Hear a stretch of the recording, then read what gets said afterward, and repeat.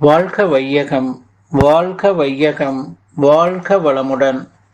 அருளரசன் அருள் தந்தை வேதாத்ரி மகரிஷி அவர்களும் இறைநிலையும் என்னுள் சுருக்கமுமாக எழுந்தருளி 18/4/2024 வியாழக்கிழமை இன்றைய நாள்காட்டி வரிகளுக்கான கவிவரிகளையும் அதற்கான விளக்கத்தையும் சிறப்பிக்க வேண்டுமாய் சங்கல்பம் மேற்கொள்கிறேன்.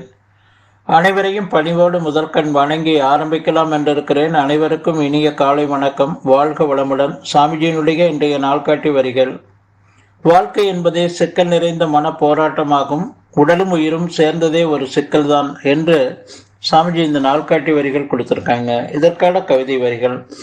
தந்தை தாய் ஈருயிர் ஒன்று சேர்ந்து தலைத்துறை உடலாகி உலகில் வந்தோம். அந்த ஈருயிர் வினைகள் அறமோ மற்றோ அளித்த பதிவுகள் எல்லாம் என் சொத்தாச்சு. இந்த அரும்பிறவியில் முன்முறையை அறுத்து எல்லையெல்லாம் மெய்ப்பொருளை அடைவதற்கு வந்த ஒரு உதவி குருவுயிர் சேர்க்கை.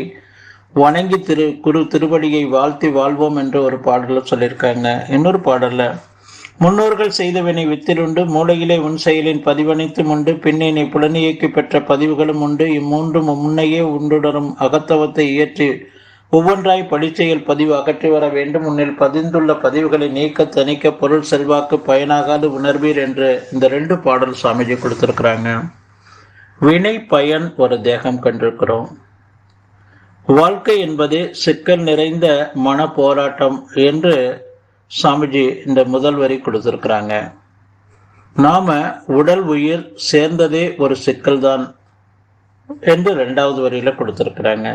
இந்த உயிர் தந்தையினுடைய அந்த உயிர் சக்தி, தாயினுடைய அந்த நாதம், 2 சேர்ந்து 10 மாதம் தாயினுடைய கர்ப்பத்துல இந்த உடல் உருவாகுது.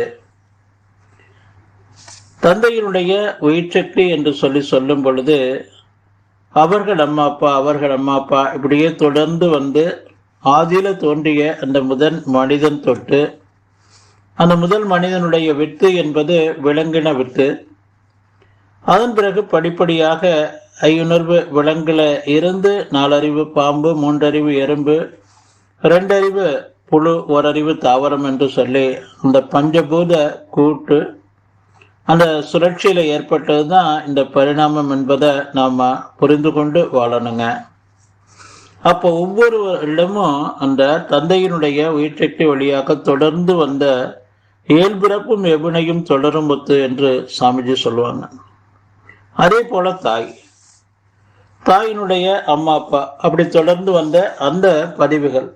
இப்ப இந்த 2 சேர்ந்து நாம தாயினுடைய கர்ப்பத்துல தந்தையினுடைய வீச்சக்தி ஏற்று தாயினுடைய நாதத்தை ஏற்று இந்த உடல் உருவாகுது. அப்ப இந்த உடல்ல உயிர்ல மனதுல அறிவுல தொண்டு தொட்டு வந்த அந்த பதிவுகள் அனைத்தும் நம்முடைய கருமையத்துல ஒரு ரெக்கார்டர் கேசட்டாக பதிந்திருக்கிறது. இது சஞ்சித பதிவு. வினை பயன் ஒரு தேகம் கண்டிருக்கிறோம். தொடர்ந்து வந்த இந்த பல்கோடி பிறவிகள்ல வந்த அனைத்து பதிவுகளையும் நம்முடைய மூலாதாரத்துல சுமந்து கொண்டு நாம் வாழக்கூடிய அந்த சிக்கல் நிறைந்த மன போராட்டம் தான் ஒவ்வொருவரிடமும் இருக்கு, தனி மனிதரிடமும் இருக்கு.